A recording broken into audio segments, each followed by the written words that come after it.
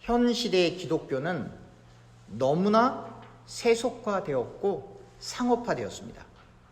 목회를 하는 목사도, 교회를 찾는 성도도 예수님의 가르침을 올바로 깨닫고 그 말씀대로 생을 살아가려고 하는 것이 아니라 이 세상에서의 물질적인 번영과 성공, 세상의 어떠한 성취에 그 초점을 두고 신앙생활을 합니다. 자아 성취를 하기 위해서 예수님을 이용하려 드는 것이죠. 이에 더하여 많은 사람들이 자기 자신의 행복을 얻기 위해 교회를 찾곤 합니다. 흔히 사람들이 이렇게 말을 하죠. 사람에게는 무엇으로도 채워지지 않는 그 공허함이 있는데 그 공허함은 하나님의 말씀으로만 채워지기 때문에 교회를 나와야 한다라고 이렇게 주장들을 합니다. 저는 이 말이 뜻하는 바가 무엇인지, 그 의도가 무엇인지 너무나 잘 알고 있습니다. 사실이 그렇습니다. 그러나 우리가 조심해야 할 것은 신앙의 주체를 자기 자신에게 두므로 자기 자신의 공허함을 채우기 위해, 자기 자신의 부족함을 채우기 위해, 자기 자신의 연약함을 채우기 위해 교회에 나온 것을 정당화하고 합리화해서는 안 된다라고 하는 겁니다. 예수님이 그렇게 가르쳐 주시지 않으셨어요. 인간은 늘 부족합니다. 돈을 벌면 벌수록 더 벌고 싶습니다. 쾌락을 즐기면 더 큰 쾌락을 따라가고 싶은 것이 인간의 마음가짐입니다. 권력을 가지면 더 큰 권력을 손에 넣고 싶어 합니다. 인기와 명예를 중시하면 그것을 유지하고 더 큰 인기와 더 큰 명예를 얻기 위해 안간힘을 씁니다. 그게 인간의 본성이에요. 하지만 그 누구도 돈, 쾌락, 권력, 인기, 명예로 만족할 수 없습니다. 아니, 만족되지 않습니다. 그래서 공허합니다.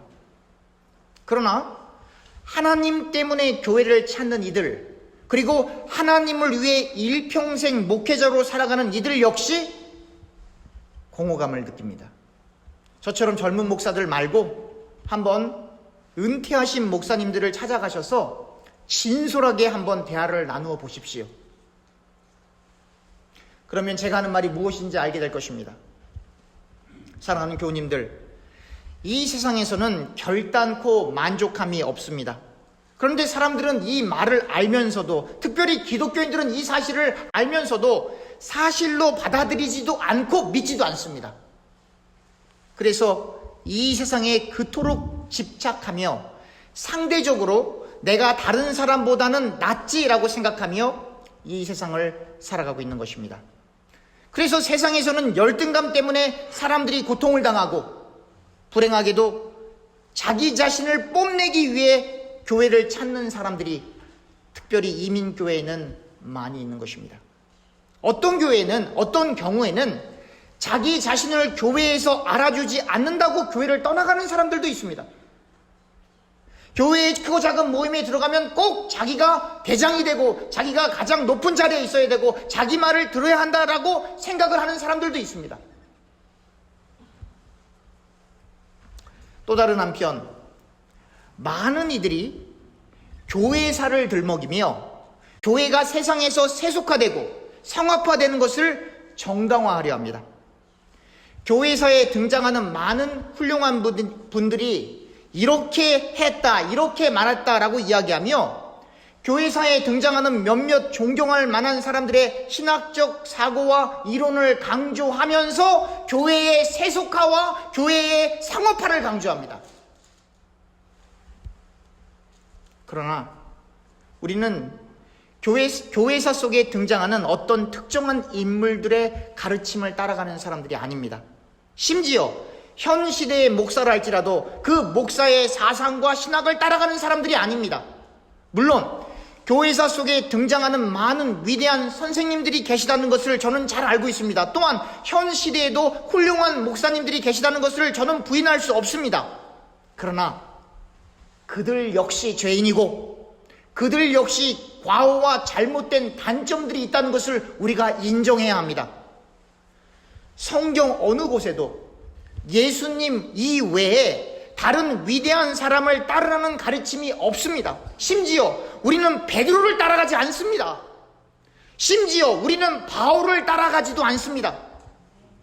베드로와 바울이 신실한 하나님의 종이지만 우리는 오직 예수님만 따라갑니다. 할렐루야. 오늘 예배에 참석하신 분들 중에서 예수님이 어떠한 인생을 사셨는지 모르시는 분이 없을 것입니다. 예수님을 따르려고 최선을 다했던 바울과 베드로가 어떠한 인생을 살았는지 모르시는 분이 없을 것입니다. 그런데 이상하게 많은 이들이 예수님이 어떠한 생을 살았는지 알고 그 삶을 존경하는데 그 예수님의 삶을 실천하는 사람이 없어요. 그래서 교회는 늘 사람이 주인이 되고 늘 교회는 분열하며 교회는 예수 그리스도의 제자들로 가득 차는 것이 아니라 늘 예수님 주변에서 서성이는 군중들로 가득 메워지는 겁니다. 사랑하는 교우님들, 교우님들은 예수님의 제자이십니까? 아니면 예수님 주변에 서성거렸던 군중들이십니까? 예수님의 제자는 예수님을 닮기 위해 자기 자신을 부인하고 십자가를 지고 예수님을 따라가지만 군중들은 결국 종교 지도자들의 선동에 설득되어 예수님을 십자가에 다는데 동조했습니다. 마태복음 27장 16절 이하를 보면 바라바라는 죄수와 예수님 중 누구를 놓아주기를 원하느냐고 빌라도가 물어봅니다. 빌라도가 그렇게 물어보는 이유는 종교 지도자들이 시기심으로 가득해서 예수님을 넘겨준 것을 잘 알고 있었기 때문입니다. 또한 빌라도의 아내가 예수님으로 인하여 심한 악몽에 시달렸기 때문에 사실 빌라도는 예수님을 살려주기 위해 이러한 제안을 했던 것입니다. 하지만 종교 지도자들에게 설득당한 군중들은 예수님 대신에 바라바를 놓아달라고 소리를 질렀습니다. 예수님을 어떻게 하느냐고 물어보니 군중들은 예수님을 십자가에 못을 박으라고 더욱 소리를 질렀습니다. 빌라도는 정치인이기 때문에 혹 이스라엘 백성들 가운데 밀란이 일어날 것을 우려하여 물로 군중들 앞에서 손을 씻으며 예수님의 피에 대하여 나는 죄가 없으니 너희가 당하라 라고 말을 합니다.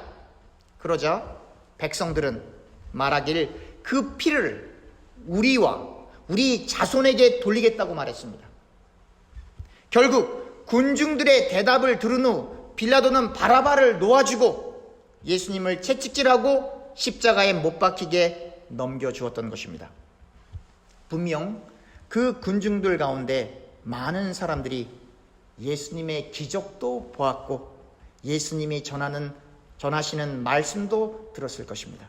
그러나 예수님이 보이셨던 기적과 예수님이 전하셨던 그 말씀이 종교 지도자들의 강교한 설득 때문에 군중들에게 아무런 영향력을 끼치지 못했던 것입니다.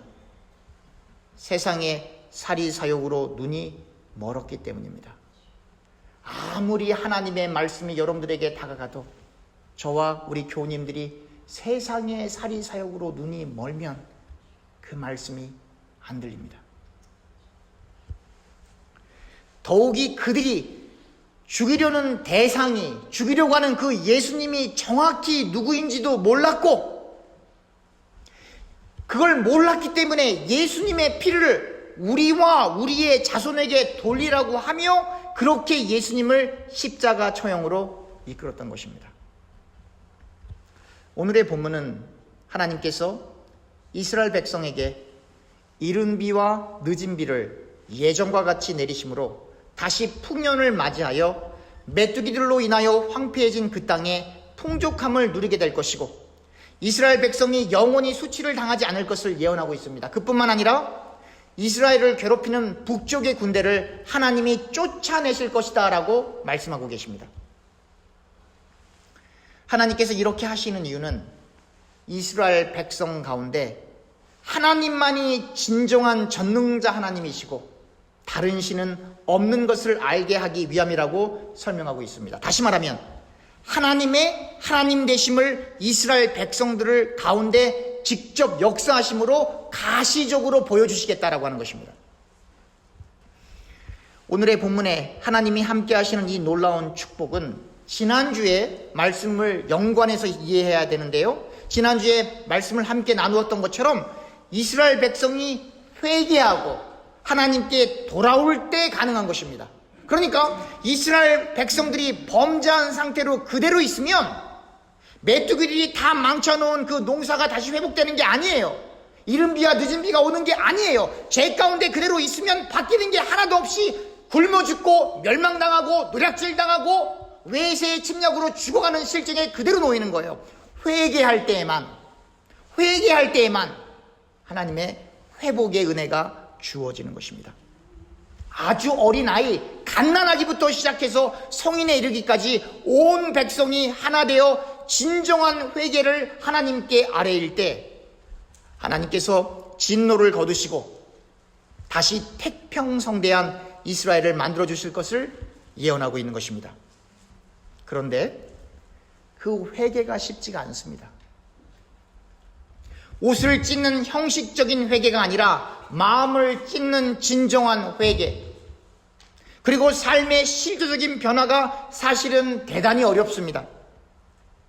왜냐하면 사람들은 죄에 이미 심하게 중독되었기 때문에 그 죄의 사슬을 끊는 것을 본인 스스로가 원하지 않아요. 하나님, 제가 저 사람 때문에 죄진 겁니다. 그게 아니라 본인 스스로가 죄짓기를 원하고 본인 스스로가 그것을 중단하기를 원하지 않습니다. 하나님, 저는 돈이 좋아요. 하나님, 저는 쾌락이 좋아요. 하나님, 저는 인기가 좋아요. 저는 권력이 좋아요. 명예가 좋아요. 제가 이것만 얻을 수 있다면 무엇이든 합니다. 제발 저를 도와주세요 라고 기도하는 것이 현 기독교인들이 기도하는 기도 제목이에요. 하나님께 죄 짓는 그것을 도와달라는 거예요. 하나님께 죄를 효과적으로 지을 수 있는 힘을 달라는 거예요.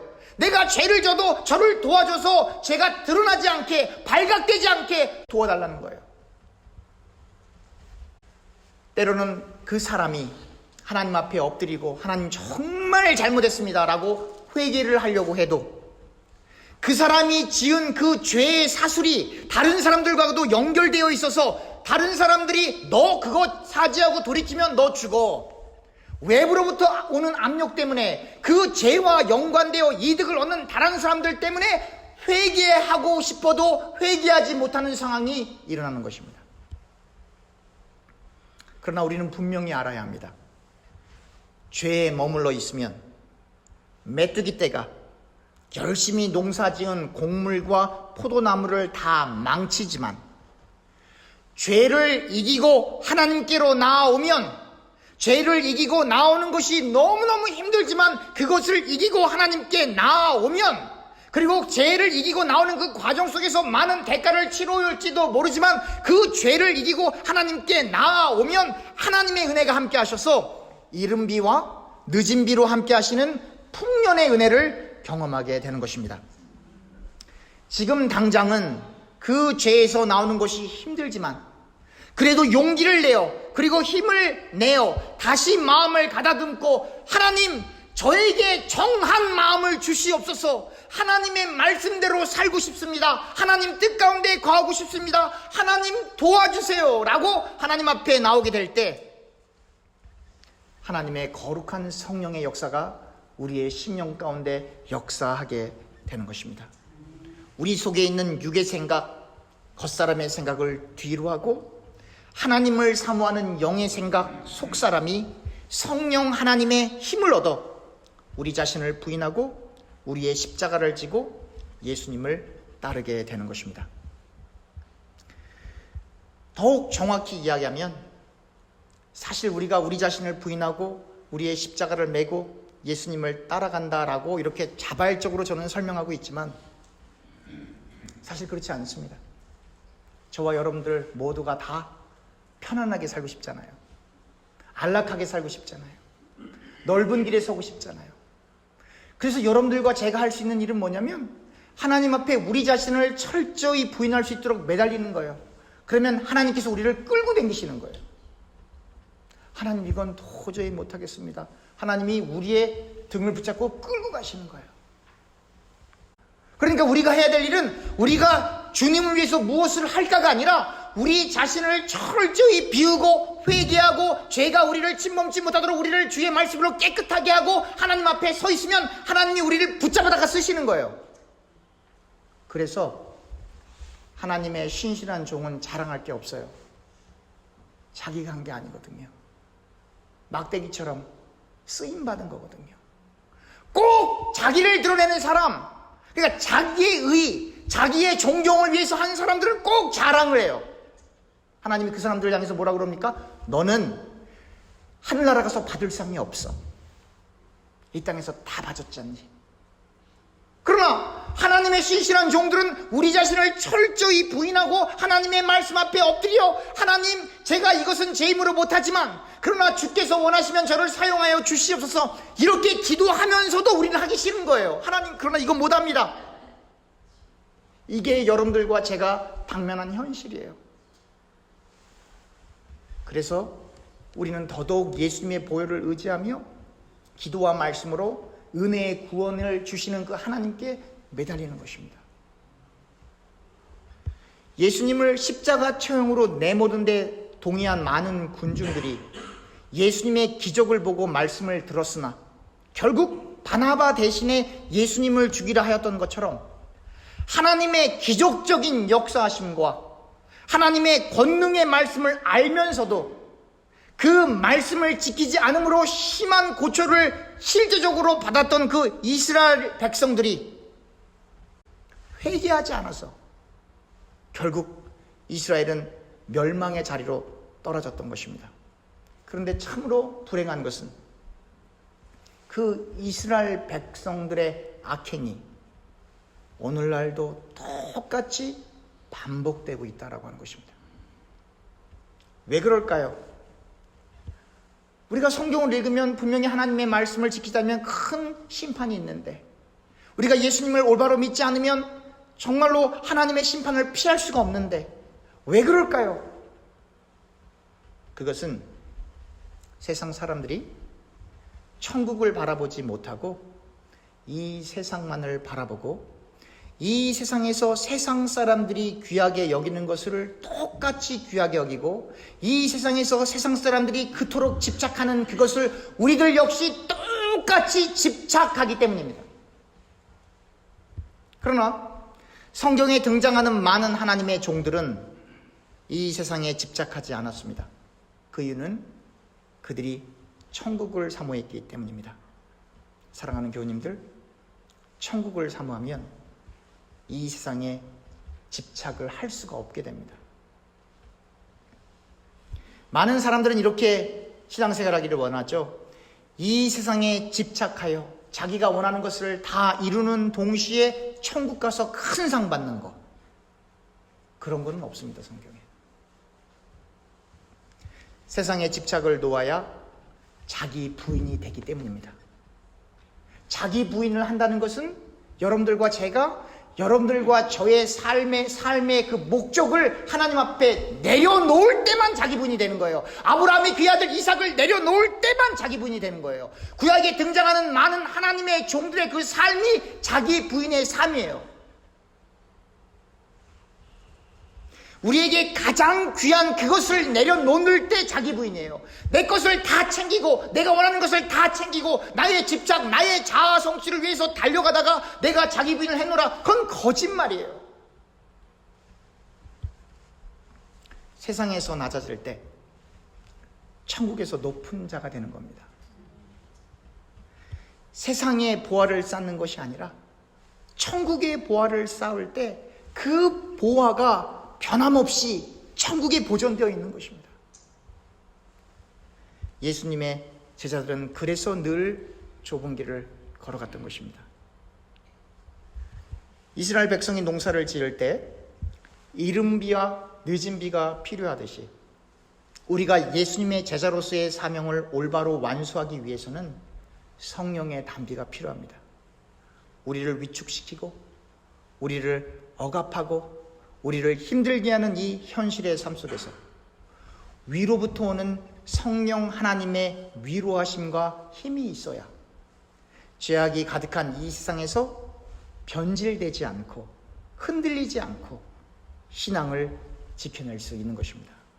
저와 교우님들은 이제부터 이 현실을 집착하지도, 이 현실을 바라보지도 말고, 이 현실 가운데 기쁨을 찾으려고 하지도 말고, 이 세상 사람들이 좋아하고 귀중해하는 그것을 배설물로 여기고, 오직 저 천국을 위해 하나님의 나라 확장과 하나님의 뜻과 하나님의 의를 위해 우리 자신을 철저히 부인할 수 있기를 간절히 소망합니다. 한마디 더 하고 말씀 마치려고 합니다. 예수님 당시에 이스라엘 백성은 로마의 압제를 받고 있었습니다. 아시죠? 제가 물어보겠습니다. 그 당시 예수님께서 독립전쟁의 투사가 되셔서 독립운동 하셨나요? 안 하셨어요. 세례요한은 세례요한 주변에 그를 따랐던 많은 사람들이 있었습니다. 그래서 왕이 함부로 못했던 거예요. 가도는 났지만 자기가 설마 죽일 수가 없었던 거예요. 그런데 세례요한이 자기 이득을 챙기기 위해서 그 사람들을 선동했습니까? 아니죠. 바른 소리하고 순교하였습니다. 바울이 전도여행을 하면서 그가 가지고 있는 모든 것들을 다 내려놓고 그것들을 이용하지 않았어요. 왜요? 하늘나라를 바라보았기 때문입니다. 그들의 모든 삶의 목적지가 어디였어요? 하나님 나라였습니다. 여러분들에게 감히 묻겠습니다. 여러분들의 목적지는 어디십니까? 그죠? 좀 더 넓은 집? 좀 더 좋은 차? 좀 더 많은 연봉? 좀 더 건강한 삶? 심리적, 육체적 웰빙? 가족의 행복? 자식의 성공? 나의 성공? 다 틀렸다 그렇게 얘기하는 건 아니에요. 그러나 주님이 기뻐하시는 삶은 아니다라는 겁니다. 주님을 위해서 순교자의 자리로 가는 그 사람이, 예수님을 만나고 그 어려운 길을 가는 그 사람이 정말 예수님의 제자라면 그 자녀에게 무엇을 주기를 원할까요? 많은 재산을 주기 원할까요? 아니면 그 부모가 걸어간 그 좁은 길을 걸어가기 원할까요? 여러분 어떻게 생각하십니까? 그래서 예수 믿는 것은 도전입니다. 여러분들과 저의 용기가 필요합니다. 주의 말씀을 붙잡고 끝까지 천국을 사모하고 그것을 정말 여러분들과 저의 목적지로 생각하고 생을 살아가는가? 아니면 그 목적지는 저기 있는데 그 목적지는 뒤로 하고 지금 나에게 중요한 그것들을 얻기 위해서 예수님을 믿고 있지는 않은지, 여러분들과 제가 말씀을 통하여 깊이 있게 묵상하고 반성하고 그리고 생각해 볼 수 있기를 주님의 이름으로 부탁드립니다. 기도하겠습니다.